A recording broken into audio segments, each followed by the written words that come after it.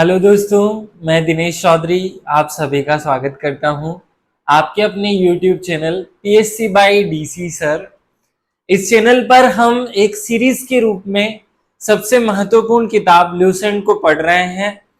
आप सभी जो भी इस ल्यूसेंट सीरीज को अटेंड कर रहे हैं उनसे ये रिक्वेस्ट है कि इसे याद करना है।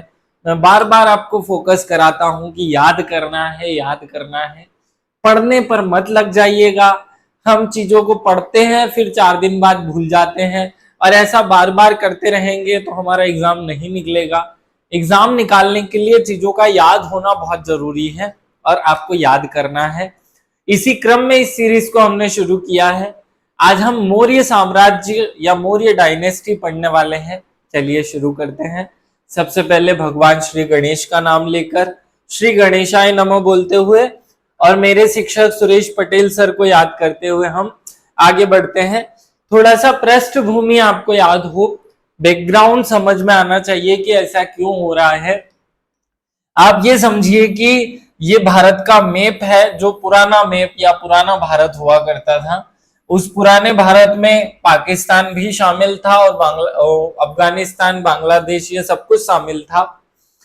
इस भारत में या अखंड भारत में, अभी अखंड भारत अखंड है नहीं वास्तव में, क्योंकि यहाँ छोटे छोटे अलग अलग शासन तंत्र चलते हैं। कहीं पर मगध तो कहीं पर कुछ और, तो कहीं पर तक्षशिला, तो कहीं पर आंभी का शासन है, तो कहीं किसी और का। ऐसी स्थिति में बाहर से कुछ आक्रमणकारी आते हैं, जो कि हमने कल की वीडियो में देखा। पहले ईरानी राजा भारत पर आक्रमण करते हैं और फिर यूनानी राजा भारत पर आक्रमण करते हैं, और जिसमें हमने सबसे महत्वपूर्ण सिकंदर को देखा था। तो जब ये राजा भारत पर आक्रमण करते हैं तो यहाँ एक बड़ा राज्य हुआ करता है, वो इसके प्रति मौन रहता है, बाकी छोटे छोटे राज्य इसके युद्ध लड़ने की स्थिति में रहते हैं। जैसे हमने देखा कि इस पोरस नाम के राजा ने युद्ध लड़ा था। एक शासक निर्माता या एक व्यक्ति होता है जिसे आप शासक निर्माता कहें ज्यादा अच्छा होगा, जिसे हमने चाणक्य कहा है। चाणक्य एक ब्राह्मण व्यक्ति है जिसका स्वप्न, जो शिक्षक भी है, जिसका सपना है कि भारत पर कोई विदेशी व्यक्ति कब्जा ना कर पाए, और इसी सपने को लेकर वह यहाँ के राजा, जो कि सबसे बड़े अभी वर्तमान में उस समय की स्थिति के हिसाब से सबसे बड़ा राजा मगध का राजा है, इसके पास जाता है इस सपने को लेकर कि बाहर से कोई दुश्मन आक्रमण कर रहा है और आप अपने दैनिक जीवन में ही व्यस्त हैं।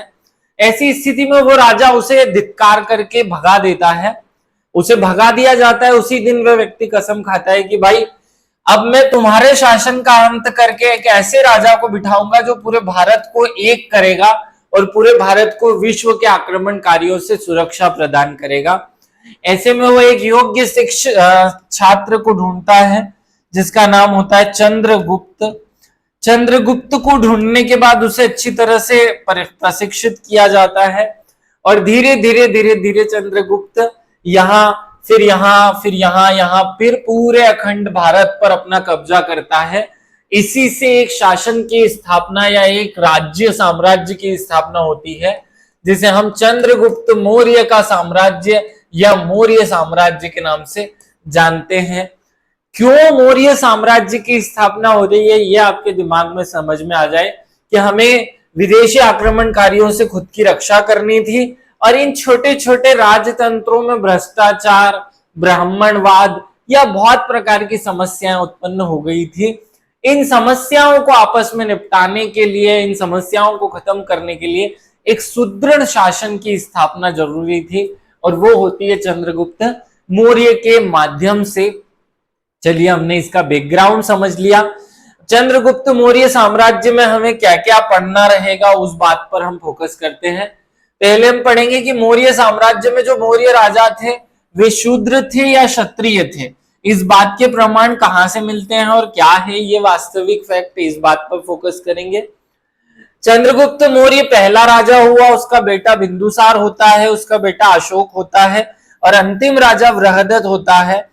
इसके बीच में यहाँ अनेक राजा आते हैं, 8-10 छोटे छोटे राजा आते हैं, लेकिन वो कोई काम के राजा नहीं होते हैं, इसलिए उन्हें नहीं पढ़ा जाता है। सबसे पहले हम इन चारों राजाओं को याद कर लें कि पहला राजा चंद्रगुप्त मौर्य है, दूसरा राजा बिंदुसार है, तीसरा राजा जो है वो अशोक है। कैसे याद करेंगे? तो बड़ा आसान है, चंद्रगुप्त मौर्य आपको याद रहता है, इसका सी ले लीजिए, सी फॉर चंद्रगुप्त। तो चंद्रगुप्त का सी लिया, इसके बाद ऑटोमेटिक बी आ जाएगा, उसके बाद ऑटोमेटिक ए आ जाएगा। तो सी के बाद ऑटोमेटिक कम में बी और फिर ए आता है। और ये सब कुछ हो जाए, मतलब वृहद राजाओं का एक वृहद क्रम हो जाए, इसलिए आखिरी राजा जो है वृहदत आता है। हम आखिरी में लिख देते हैं ना इत्यादि, तो जब हम इत्यादि या आदि लिखते हैं उसका मतलब है सारा कुछ। हम जब भी हिंदी में कुछ लिखते हैं तो हम क्या लिखते हैं कि जैसे हमें 4-5 सामानों के नाम लिखने हैं कि पंखा, घर में क्या उपयोग किया जाता है, घर में पंखा, टीवी, कूलर इत्यादि उपयोग किया जाता है, तो हमने क्या लिखा?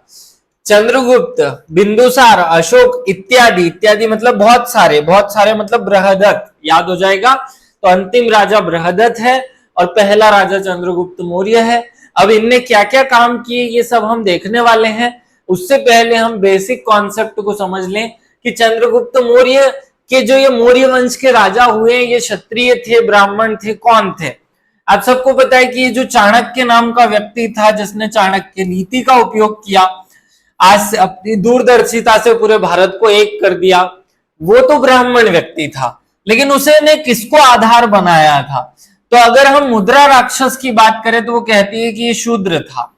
विष्णु पुराण की बात करें तो वो कहती है कि ये भी शूद्र था। कथासरित सागर नाम का ग्रंथ भी कहती है कि ये शूद्र था। लेकिन जैन धर्म के ग्रंथ और बौद्ध धर्म के जो स्त्रोत हैं, दिव्यदान और बौद्ध स्त्रोत, वे सब कहते हैं कि ये क्षत्रिय राजा थे या क्षत्रिय वंश के थे। आपको दो ही बातें याद रखनी है, हिंदू धर्म के जितने भी जो साक्ष्य है वो सब इसको शूद्र बताते हैं, जैन और बौद्ध धर्म के जितने भी साक्ष्य है वो सब इसे क्षत्रिय बताते हैं। अब चाहो तो यहाँ लिखा हुआ है मुद्रा, और मुद्रा में ये द्र से ही शूद्र बनता है, शूद्र, तो वो एक जैसा है। विष्णु पुराण हिंदू धर्म का ग्रंथ है जिसमें शूद्र बताया गया। तो ये बेसिक कॉन्सेप्ट है, आपको याद हो जाए। अब हम जो बात करने वाले हैं वो बात करेंगे हम कि चंद्रगुप्त मौर्य ने क्या किया, बिंदुसार ने क्या किया, अशोक ने क्या किया, और इनके समय कैसी व्यवस्थाएं रही, इस पर हम बात करने वाले हैं। लेकिन ये सारी जानकारी हमें कहां से मिलती है उस पर भी बात हो जाए। भैया ये जो सब जानकारी मैं आपको दे रहा हूं, ये हमें इतिहास में एक विशेष चीज जो अशोक ने की, इतिहास में अशोक ने शिलालेखों की स्थापना की। क्या किए? शिलालेखों की। तो उसने लगभग 80,000 शिलालेख, 80,000 शिलालेखों की स्थापना की थी। कितने शिलालेखों की? 80,000 शिलालेखों की स्थापना की। लेकिन इनमें से जो कुछ महत्वपूर्ण है, जिन्हें 14 अभिलेख कहा जाता है, 14 वृहद अभिलेख के नाम से जाना जाता है, वो आपको याद रखने हैं। 14 वृहद अभिलेख जो है वो हमें याद रखने हैं। तो सबसे पहले हम एक काम करते हैं, रट्टा मारने का काम ही कर लेते हैं, याद कर लेते हैं, कोडिंग कनेक्टिंग प्रोसेस से कि 14 अभिलेख में पहले अभिलेख में क्या लिखा है, दूसरे में क्या लिखा है, तीसरे में क्या लिखा है, ये सब कुछ ना कुछ लिखा हुआ है। तो हम उन अभिलेखों में क्या क्या बातें लिखी हुई है उन सबको पहले, सबसे पहले यही काम करते हुए याद कर लेते हैं। चलिए शुरू करते हैं। यहाँ एक लिस्ट है कि अशोक के पहले अभिलेख में क्या लिखा है, दूसरे में क्या लिखा, तीसरे में क्या है, चौथे में क्या है। तो इससे पहले मैं आपको अपनी भाषा में रटवा देता हूं, थोड़ा याद करवा देता हूं। आपको 14 अभिलेख याद करने हैं, तो आप गिनती लिख लीजिए, 6, 7, 8, 9, 10, 11, 12, 13, 14, ऐसे आपको बस 14 तक की गिनती लिखनी है और ये क्रम पूरा याद हो जाएगा। कैसे याद हो जाएगा? ऐसे याद हो जाएगा।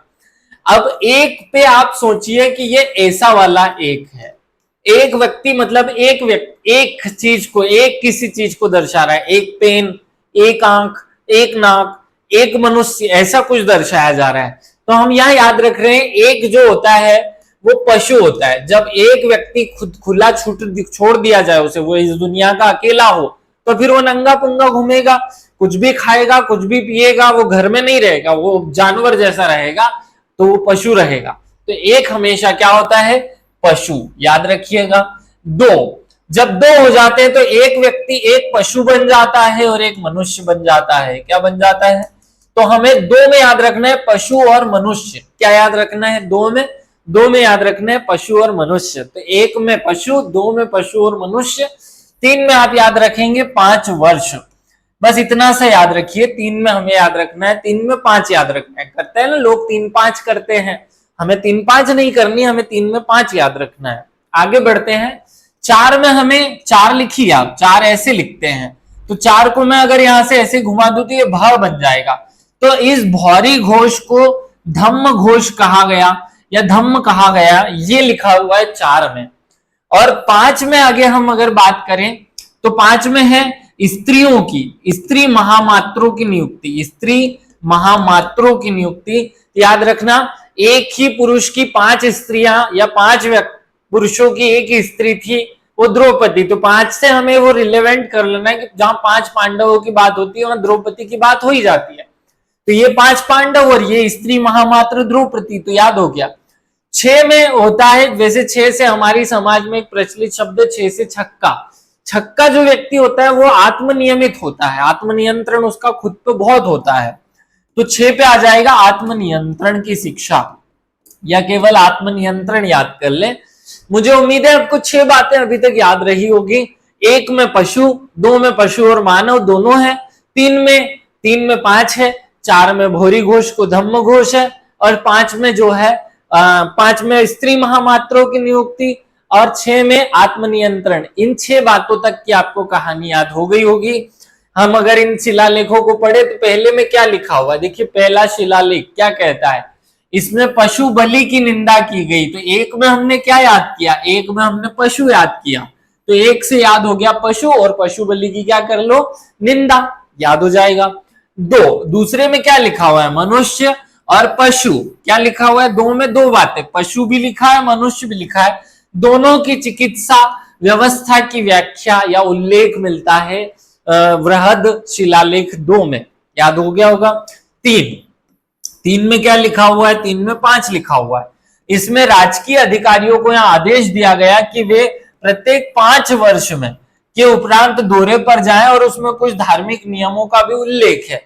तो कुल मिला के याद कर क्या रखना है, 3 में वो 5 की बात करता है, 3 में वो 5 वर्ष में घूमने जाना है, देखने जाना है, इसकी बात करता है। 4 वृहद शिलालेख 4 में क्या लिखा हुआ है, 4 ऐसे लिखा और इसको यहां से भ बना दिया, तो भोरी घोष, भोरी घोष को, इसमें भोरी घोष की जगह धम्म घोष की घोषणा की गई या की व्याख्या की गई है, याद रखिएगा। 4 में भोरी घोष को ही धम्म घोष कहा। 5वां, इसमें धर्म महामात्रों की नियुक्ति की जानकारी मिलती है। किसकी जानकारी मिलती है, धर्म महामात्रों या स्त्री धर्म महामात्रों की जानकारी जो है वो मिलती है। आगे बढ़ते हैं।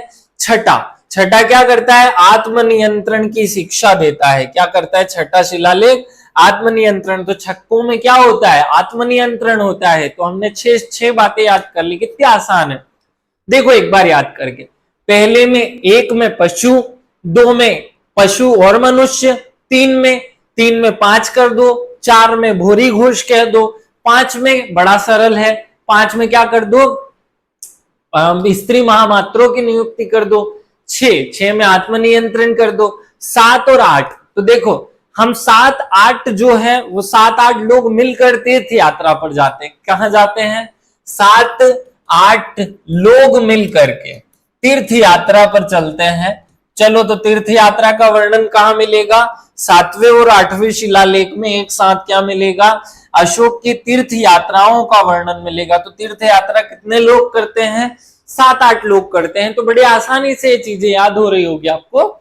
मैं एक बार फिर से इसे रिवाइज करा देता हूं, ठीक है। 1 2 3 4 5 6 7 8 इतनी गिनती याद रख लीजिए, अभी आप रटा जाएगा ये सब कुछ। 1 में क्या है, 1 है और 1 होता है पशु। 2 में 2 है, पशु और मनुष्य, अर्थात 2 में 2 चीजें हैं। 3 में 5 है, 4 में भोरी घोष है, 5 में स्त्री महामात्र, 6 में आत्मनियंत्रण और 7 और 8 में तीर्थ यात्रा का वर्णन है। अब मैं इनकी डिटेल बोलता हूं। 1 में पशु बलि की निंदा की गई है। क्या की गई है, पशु बलि की निंदा। 2 में मनुष्य और पशु की चिकित्सा की व्यवस्था की गई है।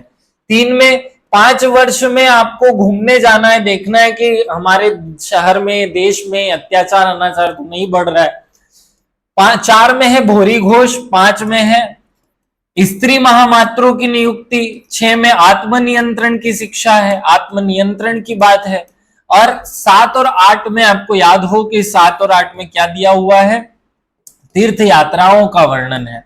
अब आगे बढ़ते हैं तो 9वां जो अभिलेख है उसमें क्या लिखा है वो याद कर लेते हैं। तो 9वें अभिलेख में आप याद रखेंगे नो, जब हम किसी को नो कह देते तो उसके सच्ची शिष्टाचार जो है वो नजर आने लगता है। हम किसी को कुछ नो कह देते तो उसका रिएक्शन देखने लायक होता है। जैसे आप किसी को कहो कि प्लीज मुझे अपना एक गिलास पानी पिला दो, अब उसके अंदर जो संस्कार भरे पड़े हैं, उसके अंदर जो शिष्टाचार भरा पड़ा है वो निकलेगा। तो जब नो कहते हैं तो वो सच्ची भेंट होती है और सच्चा शिष्टाचार होता है। तो सच्ची भेंट और सच्चा शिष्टाचार नो पे नो नहीं करना है किसी के साथ। 10वां, अब 10वें शिलालेख में क्या लिखा हुआ है, यहाँ अशोक राजस आदेश देता है कि वह जनता जो है मतलब अधिकारी जो है वो प्रजा के हित में काम करे। तो 10 का मतलब बस होता है। तो अशोक अपने अधिकारियों को कहता है कि बस करो तुम भ्रष्टाचार करना, अब केवल और केवल जनता की सोचो। तो 10 में हो गया बस, और बस से आशय है कि केवल प्रजा हित की बात करना है, अपने हित की बात नहीं करनी है। याद हो जाएगा 10 में होता है बस, और बस से आप याद करेंगे केवल और केवल जनता के हित के सोचने की बात है। 11 में है, देखो 11 कैसे लिखा जाता है, 11 ऐसे 1 और 1 लिखा जाता है। तो इससे एक से एक की व्याख्या हो जाती है। क्या हो जाती है, धम्म की व्याख्या। तो एक से एक की व्याख्या अर्थात धम्म की व्याख्या, मतलब एक ही दूसरे की व्याख्या करेगा, क्योंकि एक के आगे कुछ और लगा दिया जाए तो कुछ वैल्यू नहीं है, लेकिन एक के पीछे कुछ लगा दिया जाए तो उसकी वो व्याख्या करता है। तो एक से एक की व्याख्या अर्थात धम्म की व्याख्या।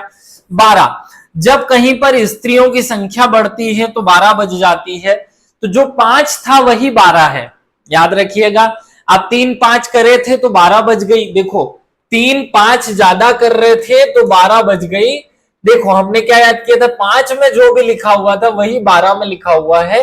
तो 5 में लिखा हुआ था कि महामात्रों की नियुक्ति करना है, वहीं पर एक शब्द स्त्री भी जोड़ दिया जाता है। तो हमने दोनों में ही स्त्री स्त्री को आधार बनाकर याद किया है। तो स्त्री महामात्रों की जैसे ही नियुक्ति की गई 12 बज गई। तो 12 में क्या लिखा हुआ है, स्त्री महामात्रों की नियुक्ति। देखो क्या लिखा हुआ है इसमें, स्त्री महामात्रों की नियुक्ति एवं सभा के सभी प्रकार के विचारों में सम्मान की बात की गई है। तो जैसे स्त्री को साथ में रखा 12 बज गई, याद रख लेना। 13 जो है वो सबसे महत्वपूर्ण है और यही एग्जाम में पूछा जाता है।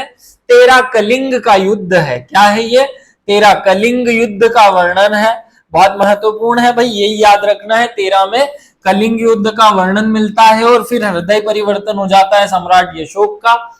इसकी कहानी या इसके पूरे सेटअप को दिखाया गया है वृहद शिलालेख 13 में।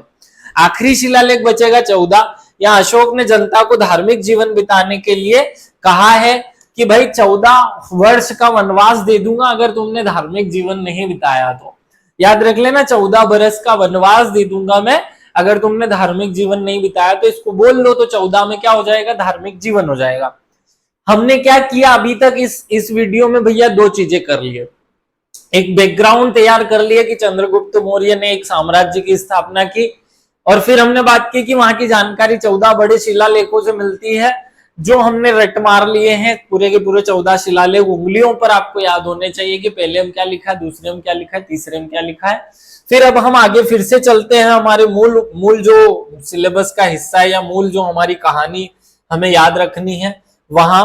आपको याद होगा कि मैंने अभी आपको थोड़ी सी 5 मिनट पहले ये बताया था कि ये जो हमारा साम्राज्य ये कैसे स्थापित हुआ।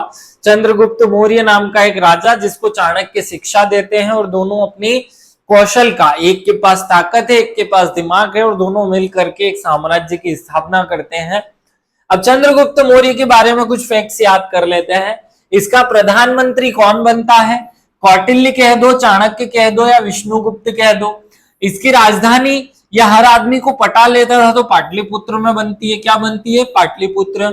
इसका राजकीय चिन्ह, क्योंकि ये मौर्य है ना तो मयूर को ये अपना राजकीय चिन्ह बनाएंगे। मौर्य मयूर, याद रख लेना, मौर्य से मयूर हो गया। इनकी भाषा है पाली।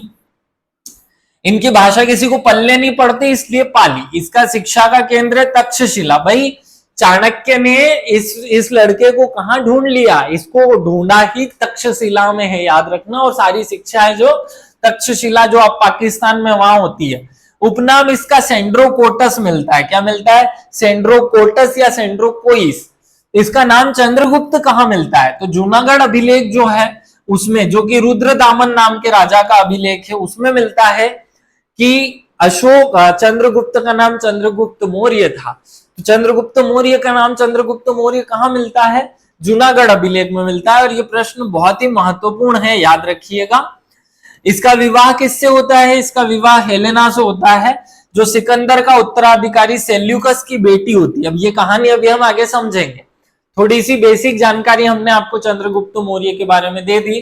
चंद्रगुप्त मौर्य ने क्या क्या कहानी की, या क्या था ये, क्यों था, कैसा था, ये पॉइंट आपको याद समझ में आ जाए तो, अगर ये पॉइंट समझ में आ जाएगा तो हम आगे की कहानी को जो है याद कर पाएंगे, या आगे का पूरा हिस्सा आपको याद रह जाएगा। चलिए इसको आप स्क्रीनशॉट फॉर्मेट में याद रखिएगा। आगे बढ़ते हैं, आगे बढ़ो।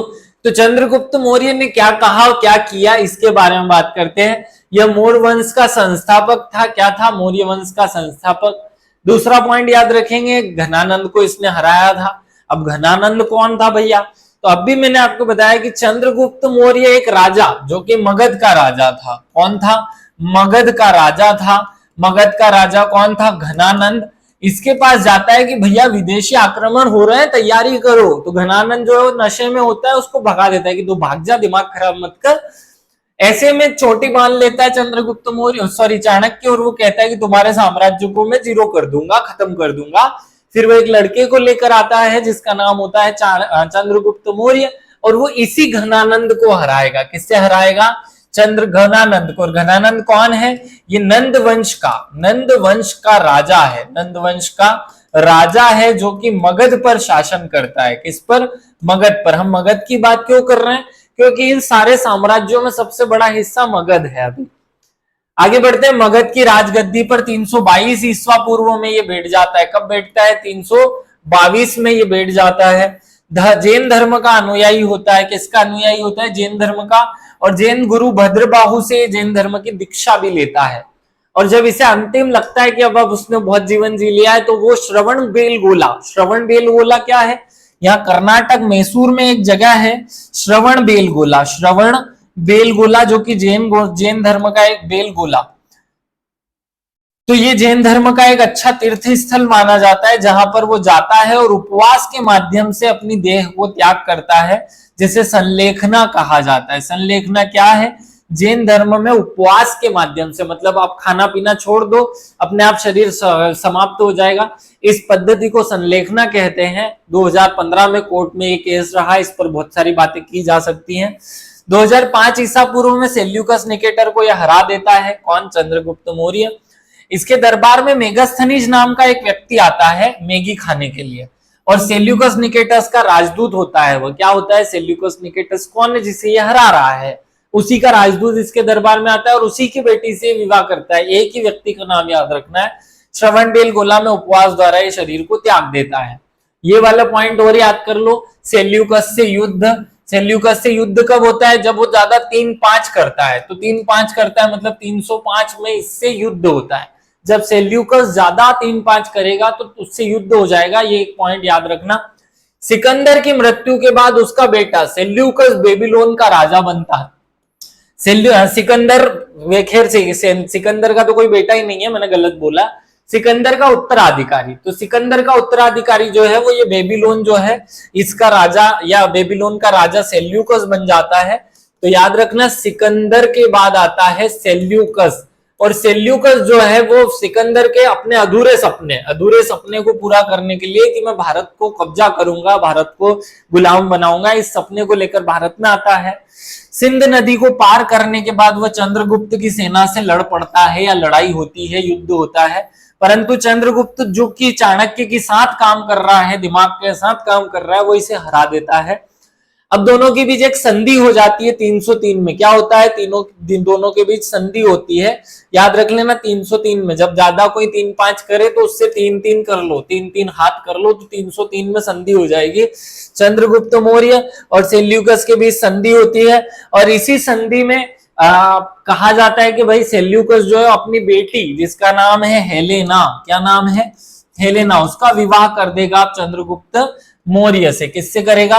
चंद्रगुप्त मौर्य से। सब प्लस में कांधार, काबुल, ये सारे जो हिस्से भारत का जिस पर कब्जा चंद्रगुप्त मौर्य का नहीं था, चंद सेल्यूकस का था, वो सारे उसको दहेज में दे देगा। पूरे भारत पर अखंड रूप से अब फाइनली कब्जा चंद्रगुप्त मौर्य का हो जाएगा। ये कहानी याद रखना। अब यहां जब मैं अखंड भारत बोल रहा हूं तो उसका मतलब क्या है? तो उसका मतलब यह है कि दक्षिण में इनका कर्नाटक तक कब्जा है, मतलब इनकी दक्षिण बाउंड्री जो है कर्नाटक है, इनकी जो पूर्व में बाउंड्री है वो मगध है, मगध तक इनका कब्जा है, यहां तक ये इस प्रकार से। और यहाँ जो सौराष्ट्र है, अपना सौराष्ट्र गुजरात है, सौराष्ट्र और ऊपर तक्षशिला तक इनका कब्जा है, और ये पूरे भारत पर इनका कब्जा है। लेकिन अभी यहाँ एक बड़ा साम्राज्य बाकी है जिसका नाम है कलिंग साम्राज्य। कलिंग जो राज्य है वो कब्जा करने के लिए अब, जो कि उड़ीसा में, वर्तमान में जो उड़ीसा है, वहां फिर कब्जा कौन करेगा? अशोक करेगा। तो वहां कब्जा करने के लिए अशोक जो है वो याद रखिएगा, अशोक एक युद्ध लड़ेगा, आगे हम उसकी बात करेंगे। चंद्रगुप्त मौर्य की सारी बातें हमारी हो गई। चंद्रगुप्त के बाद सी के बाद आएगा बी। सी है ना चंद्रगुप्त, तो चंद्रगुप्त मौर्य जो कि सी है, उसके बाद कौन आएगा? बी, और उसके बाद ए फॉर अशोक आएगा। तो अभी बी की बात करते हैं, बिंदुसार। तो बिंदुसार जो है वो कौन है? ऐसा माना जाता था कि चंद्रगुप्त मौर्य का जो प्रधानमंत्री है चाणक्य, वो उसको खाने में रोज थोड़ा जहर दिया करता था, थोड़ा थोड़ा सा जहर। तो एक बार उसकी जो खीर है, जो जिसमें वो जहर मिलाया होता है, उसकी प्रेग्नेंट वाइफ जो है वो उस खीर को खा लेती है, और इससे उसके शरीर में जहर फैल जाता है। जब ये शरीर में जहर फैलता है तो उस बच्चे जो कि उसके गर्भ में होता है वहां तक भी जहर पहुंच जाता है, और चंद्रगुप्त मौर्य एक चाकू से उस महिला का पेट काट करके, या बिंदुसार की मम्मी अर्थात चंद्रगुप्त की वाइफ का पेट काट करके बिंदुसार को बाहर निकालता है। क्योंकि जहर इसके माथे तक यहाँ पहुंच चुका होता है, तो इसके माथे पर यहाँ एक बिंदु होता है, इसलिए इसका नाम बिंदुसार रख दिया जाता है। ये कहानी बड़ी फेमस है। इसलिए वो चंद्रगुप्त को जहर दिया करता था ताकि वो उसका शरीर जो है वो जहर के प्रति प्रतिक्रियावादी हो जाए और उसको जहर से कोई फर्क ना पड़े। खैर गलती से उसकी पत्नी ने उस जहर को खा लिया, या उस खीर को खा लिया जिसमें जहर था, और ये सब घटना हुई। खैर जो भी हुआ, लेकिन इससे एक नया राजा मिला भारत को जिसका नाम था बिंदुसार। बिंदुसार के अलग अलग नाम मिलते हैं। अलग अलग नाम कौन कौन से मिलते हैं वो याद रख लो। बिंदुसार का पहला नाम मिलता है बिंदुपाल। क्या नाम मिलता है? बिंदुपाल। तो बड़ा आसान है, बिंदुसार का ही नाम बिंदुपाल है, याद रह जाएगा। ये कहां मिलता है? चीनी विवरण में इसे बिंदुपाल कहा जाता है। कहीं कहीं पे इसे सिंहसेन कहा जाता है कि ये तो शेर था, क्योंकि जो जहर पी करके बड़ा हुआ है वो शेर ही रहेगा। तो जैन ग्रंथों में इसे सिंहसेन कहा गया है। कहीं कहीं पे इसे भद्रसार कहा गया। क्या कहा गया? भद्रसार। तो जब भाई जहर से यहाँ काला निशान पड़ गया, वो भद्दा दिखेगा ही सही, तो भद्दा दिखेगा, इसलिए भद्रसार कह दिया। भद्रसार मिलता है उसका नाम वायु पुराण में। कहा मिलता है? वायु पुराण में। अमित्रोघात या अमित्रोचेडस नाम भी मिलता है यूनानी लेखकों में, और कुछ लोग इसे अलिस्टोक्रेडस कहते हैं। स्ट्रेबो नाम का एक जो इतिहासकार है उसके वर्णन में इसका नाम, स्ट्रेबो ने इसका नाम अलिस्ट्रोकेटस कहा है। तो ये बातें याद रखनी है, इसके 4-5 उपनाम याद रखेंगे। आगे बढ़ते हैं। बिंदुसार ने क्या किया वो याद रखें। चंद्रगुप्त मौर्य का ये उत्तराधिकारी है या इसका बेटा है। अमित्रोघात अर्थात शत्रु विनाशक, इस शब्द का यह अर्थ होता है अमित्रोघात अर्थात शत्रुओं का नाश करने वाला राजा। तो जो शत्रुओं का नाश कर दे उसका नाम है अमित्रोघात। तो इसका उपनाम जो है याद रखिएगा, इसका उपनाम है अमित्रोघात। क्या नाम है? अमित्रोघात अर्थात शत्रुओं का नाश करने वाला। आजीवक संप्रदाय जिसकी स्थापना मक्खाली गोशाल करेंगे, मैंने जैन बौद्ध पढ़ाते टाइम ये बात पढ़ाई है आपको। तो मक्खाली गोशाल का जो आजीवक संप्रदाय है उसका ये अनुयायी बनता है। वायु पुराण में इसे बिंदुसार को भद्रसार कहा गया और जैन ग्रंथों में इसे सिंहसेन कहा गया। इसके दरबार में सीरियन नरेश एंटियोकस ने डाइमेकस या मेगस्थनीज के उत्तराधिकारी को भेजा। देखो एक राजदूत आया मेगस्थनीज नाम का, किसके दरबार में? आपको याद है, वो आया चंद्रगुप्त मौर्य के दरबार में। और एक राजदूत और आया जिसका नाम क्या है? जिसका नाम है, आप याद रखना, सीरियन नरेश एंटियोकस का राजदूत है डाइमेकस। क्या नाम है? डाइमेकस। ये याद रख लेना, डाइमेकस। पहले आया मेगस्थनीज, पहले मैगी बनाई और फिर अब डाई कर ली, डाइमेकस आ गया। तो एंटीओकस के से उसने बोला कि भैया हमें थोड़ा बहुत अंजीर, क्योंकि अंजीर भारत में मिलता नहीं था, थोड़ी मदिरा और एक दार्शनिक दे दो, हमें एक दार्शनिक की जरूरत है। तो जो मदिरा है वो मिल जाती है, इसे सूखे अंजीर दे देते हैं इसको, लेकिन दार्शनिक देने से मना कर देता है एंटीओकस नाम का राजा। अब एंटीओकस कौन है? इसका ससुराल वाला, इसकी मामा जी की तरफ के राजा है वो, क्योंकि इसकी एक वाइफ जो है चंद्रगुप्त की मौर्य की एक वाइफ हेलेना है। खैर ये हेलेना का पुत्र नहीं है बिंदुसार, लेकिन हमें याद रखना है। आगे बढ़ते हैं। अब अगली बात में अगला जो राजा है वो सबसे महत्वपूर्ण है। हमने पहले सी फॉर चंद्रगुप्त याद किया, बी फॉर बिंदुसार याद किया, और ए फॉर अब अशोक आएगा। तो अशोक जो है वो 273 273 से लेकर 232 तक राजा रहेगा, और ये सबसे लंबे समय तक राजा रहता है। और याद रखना बहुत महत्वपूर्ण बात ये करेगा या काम ये करेगा, अशोक के कुछ नाम हमें याद रखने कि अशोक का नाम अशोक कहाँ मिलता है, अशोक का नाम और क्या क्या मिलता है वो हमें याद रहे। अशोक का नाम अशोक जो है वो मास्की अभिलेख में मिलता है। कहाँ मिलता है? गुर्जरा और मास्की का जो अभिलेख है उसमें इसका नाम अशोक मिलता है। लेकिन अशोक मौर्य ही था, ये कहाँ मिलता है? तो अशोक मौर्य का वर्णन मिलता है रुद्रदामन के जूनागढ़ अभिलेख में। कहाँ मिलता है? रुद्रदामन के जूनागढ़ अभिलेख में।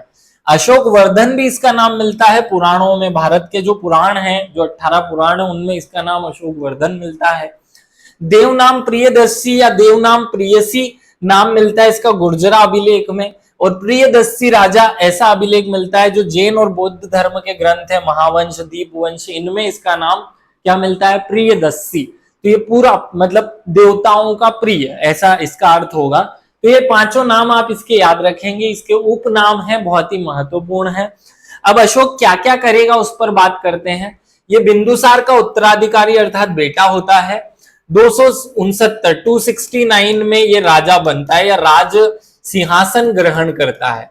तो अभी आप सोच रहे होंगे कि एक जगह मैंने 273 लिख रखा है और दूसरी जगह मैंने 269 लिख रखा है, 4 वर्षों का अंतर आता है। तो ये 4 वर्ष वो थे, अंतर है क्योंकि 4 वर्ष तक ये सिंहासन के लिए लड़ता रहता है, 4 वर्ष तक गृह युद्ध चलता रहता है और सिंहासन के लिए लड़ाइयां चलती रहती है। कोई भी राजा रहता ही नहीं है इस समय भारत में। तो ये पॉइंट आपको याद रखना है। इस समय यह अवंती का राजा होता है, जब इसके पिता मर जाते हैं तब यह अवंती का राज्यपाल होता है। याद रखना ये कहाँ का राज्यपाल था? मध्य प्रदेश में जो अवंती है वहां का ये राज्यपाल था। राज्याभिषेक के 8वें वर्ष हो जाएंगे ना, 269 से लेकर -8 करोगे तो 261 आएगा। तो 261 जो है उसमें ये 261 ईसा पूर्व में कलिंग पर आक्रमण करेगा और कलिंग का युद्ध लड़ा जाएगा। याद रखना उसकी राजधानी तोसली थी जिस पर यह अधिकार कर लेता है। उपगुप्त नामक बौद्ध भिक्षु, कौन है? उपगुप्त नामक बौद्ध भिक्षु अब इसे जैन धर्म की शिक्षा देगा, बौद्ध धर्म की शिक्षा देगा और इसका हृदय परिवर्तन हो जाएगा। अभी तक के 2 राजा जो हुए, ये सी जो हुआ चंद्रगुप्त मौर्य, बी जो हुआ बिंदुसार और ए फॉर अशोक, तो ये जैन धर्म का अनुयायी था, ये भी जैन धर्म का अनुयायी था, लेकिन अब ये बौद्ध धर्म का अनुयायी है। याद रखना। तो ये अब बौद्ध धर्म को, पहले जैन धर्म का ही रहता है ये भी, लेकिन बाद में ये बौद्ध धर्म अपना लेता है। कलहड़ नाम का एक लेखक है जो अपनी किताब लिखता है राजतरंगिणी, उसमें लिखा गया है कि अशोक नाम के राजा ने ही कश्मीर में श्रीनगर नाम का नगर बसाया था। तो याद रखना श्रीनगर की स्थापना श्रीनगर की स्थापना जो है वो अशोक ने की है, ऐसा राजतरंगिणी में लिखा हुआ है। और बढ़ते हैं कि और क्या किया अशोक ने। तो अशोक ने आजीवकों के रहने के लिए 12 बार की पहाड़ियों में 4 गुफाएं बनाई है। क्या गुफा बनाई? 4 गुफाएं बनाई। कैसे याद करोगे आप याद रख लो, कवि सोचो, ये शब्द याद रख लो, कवि सोचो। तो कवि सोचो ये शब्द याद रखने से चारों गुफाओं के नाम याद हो जाएंगे आपको। क फॉर होता है कर्ज, वी होता है विश्व, स से होता है सुदामा और च से होता है चौपार। 4 गुफाएं बनाई जाती हैं, कर्ज गुफा, चौपार गुफा, सुदामा गुफा और विश्व झोपड़ी या विश्व गुफा नाम से 4 गुफाएं बनवाता है अशोक बौद्ध भिक्षुओं को रहने के लिए। भारत में शिलालेखों के प्रचलन कराने का सर्वप्रथम काम जो है वो अशोक करता है। भारत में पहली बार शिलालेख लिखने की पद्धति यहीं से शुरू होती है और इन्हीं शिलालेखों से हमें इतिहास की पूरी जानकारी जो है वो मिलती है। अशोक ने बौद्ध धर्म के प्रचार के लिए अपने पुत्र महेंद्र और अपनी पुत्र संघमित्रा को श्रीलंका भेजा था कि जाओ बौद्ध धर्म का प्रचार करके आओ, बौद्ध धर्म बहुत अच्छा धर्म है। अशोक ने लगभग 80,000 स्तूपों का निर्माण कराया। अशोक के शिलालेखों को ब्राह्मी लिपि में, खरोष्ठी लिपि में, ग्रीक और आर्माइक लिपि में लिखा गया है। ये पॉइंट याद रख लेना, थोड़ा सा काम का है। देखो अशोक के जो शिलालेख हैं वो सब जगह से मिले हैं, तो जहां से जो शिलालेख मिलेगा उसकी वैसी लिपि होगी। पूरे भारत के अलग अलग नाम से होंगे, पाकिस्तान के अलग नाम से अलग भाषा में होंगे और अफगानिस्तान के अलग नाम से होंगे। तो अफगानिस्तान में जो लिखे मिले हैं वो ग्रीक और आर्माइक लिपि में लिखे गए हैं। यहाँ जो मिले हैं वो खरोष्ठी लिपि में लिखे गए हैं, खरोष्ठी। और यहाँ जो मिले हैं अर्थात भारत में जो मिले हैं वो ब्राह्मी लिपि में लिखे गए हैं। किस लिपि में लिखे गए हैं? ब्राह्मी लिपि में। तो तीनों याद रखना। अशोक के शिलालेख किस भाषा में लिखे गए, अगर ऐसा प्रश्न आए तो जो भारत में मिले हैं वर्तमान भारत में वो सब ब्राह्मी लिपि में है। जो वर्तमान पाकिस्तान में मिले वो सब खरोष्ठी लिपि में है, और जो अफगानिस्तान के क्षेत्र में मिले वो सब ग्रीक आर्माइक लिपि में है। अर्थात 3 भाषाओं में लिखे हुए हैं, याद रखना। ए फॉर आर्माइक होता है, आर्माइक ये एक लिपि है।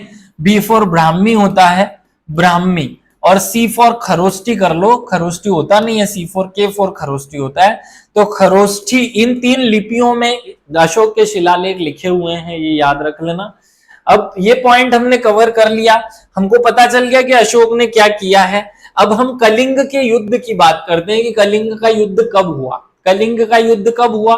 कलिंग का युद्ध होता है 261 ईसा पूर्व में। कब होता है? 261 ईसा पूर्व में। कलिंग का प्राचीन राज्य वर्तमान दक्षिण उड़ीसा में स्थित है। अगर मैं भारत का नक्शा बनाऊं तो पूरे भारत पर तो कब्जा किसका था? मौर्य साम्राज्य का। लेकिन ये जो उड़ीसा का हिस्सा था इस पर कब्जा नहीं था इनका। तो इस पर कब्जा करने के लिए अशोक आक्रमण करता है और 2 लाख से ज्यादा लोगों की हत्या जो है इस युद्ध में होती है, और लगभग 1.5-2 लाख लोगों को बंदी बनाया जाता है। और अशोक के सामने ये सब कत्लेआम होता है, और जैसे ये कत्लेआम होता है उसका हृदय परिवर्तन हो जाता है कि ऐसा भी साम्राज्य का मैं क्या ही करूंगा कि 2 लाख लोगों को मैंने मार दिया। कलिंग युद्ध और उसके परिणामों के विषय में अशोक के 13वें अभिलेख या 13वें शिलालेख में वर्णन मिलता है। याद रखना, 13वीं कर दी उसने 2 लाख लोगों की, इसलिए 13वें अभिलेख में ऐसा वर्णन मिला। कलिंग मगध साम्राज्य का एक प्रांत बना लिया गया, और कलिंग में 2 प्रशासनिक इकाइयां या प्रशासनिक केंद्र बनाए गए। उत्तरी केंद्र जो है जिसकी राजधानी तोसली बना दी गई, और दक्षिणी केंद्र की राजधानी जोगढ़ बना दी गई। और इस प्रकार कलिंग पर कब्जा हो जाता है किसका?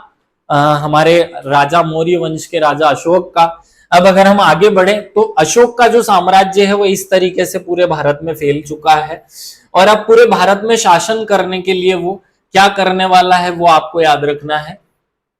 पूरे भारत में शासन करने के लिए ये राजा अलग अलग हिस्से जो है उनको बांट देगा। जैसे इधर की तरफ के एक राज्य को बांटा जाएगा उत्तरापथ के नाम से। क्या बांटा जाएगा? उत्तरापथ। अब भाई जैसे पूरा भारत है तो पूरा भारत पर शासन करने के लिए हमने बांटा ना, उत्तर प्रदेश, मध्य प्रदेश, उत्तराखंड, छत्तीसगढ़, झारखंड, महाराष्ट्र, ऐसा।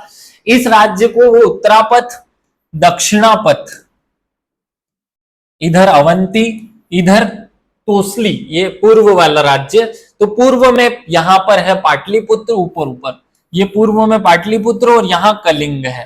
तो ऐसे 5 राज्यों में इसे बांट दिया जाता है। देखो पूर्व मतलब कि ये हिस्सा है पाटलिपुत्र, इसकी राजधानी बनती है जहां पर राजा रहता है। दूसरा हिस्सा स्वर्णगिरी दक्षिणापथ है। तो यहाँ एक स्वर्णगिरी नाम की जगह है कर्नाटक में, स्वर्णगिरी जो इसकी राजधानी है, स्वर्णगिरी इसकी राजधानी बनती है। उत्तरापथ यहाँ पे तक्षशिला है जहां पर पढ़ाई की थी किसने? अशोक ने भी की थी, और इसके जो दादा परदादा हैं चंद्रगुप्त मौर्य, बिंदुसार, उनने भी की थी। अवंती जो कि मध्य प्रदेश में पड़ता है, तो यहाँ उज्जैन है, और उज्जैन को ही पुराना नाम अवंती था, जो कि अवंती राष्ट्र के नाम से जाना जाता है। कलिंग अब भी हमने कब्जा जिस पर किया, तो कलिंग की राजधानी तोसली बनाई जाती है। और इस प्रकार पूरे भारत में 5 अलग अलग हिस्से बांट करके पूरे 5 अलग अलग राज्यपाल नियुक्त किए जाते हैं, और एक बड़ा साम्राज्य तैयार हो जाता है। धीरे धीरे चंद्रगुप्त मौर्य के बाद पागल राजा या कम योग्य राजा आते हैं, और उनके अलग अलग हिस्सों पर कोई ना कोई कब्जा कर लेगा और चंद्रगुप्त मौर्य का जो साम्राज्य है वो फिर से टूट जाएगा। फिर बाद में आता है गुप्त साम्राज्य। तो अब हम आगे देखेंगे कि कैसे ये टूटता है, लेकिन इससे भी ज्यादा महत्वपूर्ण है कि इसकी शासन व्यवस्था कैसी थी, यहाँ कैसे कैसे अधिकारी हुआ करते थे, उनके नाम क्या थे, इसकी प्रशासनिक व्यवस्था, राजनीतिक व्यवस्था कैसी थी, सामाजिक व्यवस्था कैसी थी, इस पर हम बात करेंगे। लेकिन ये वीडियो बहुत लंबा ना हो जाए इसलिए इस पॉइंट को यहीं रोक रहा हूं, अगले वाले हिस्से में हम बाकी की बातें करने वाले हैं। उम्मीद है आपको ये सारा कहानी जो हमने समझा एक कहानी के रूप में याद रहा होगा, और कल जो अशोक के 14 अभिलेख हैं वो भी आपको कोडिंग कनेक्टिंग प्रोसेस से अपने दिमाग में सेट हो गए होंगे। आप सभी को विशेष रूप से धन्यवाद इस क्लास को अटेंड करने के लिए। जय हिंद, जय भारत। एक विशेष बात और आप याद रखिए कि अगर आपको ये क्लासेस अच्छी लगती है कमेंट करके बताइएगा, क्योंकि आपके कमेंट से ही तो हमें समझ आता है कि हम जो पढ़ा रहे हैं वो आपको समझ आता है या नहीं, कि हम यहाँ वीडियो पर यूट्यूब में आकर जबरदस्ती गाना गा रहे हैं। तो आप सभी से विशेष निवेदन आग्रह है इस बात का कि कमेंट जरूर कीजिए। धन्यवाद। जय हिंद, जय भारत।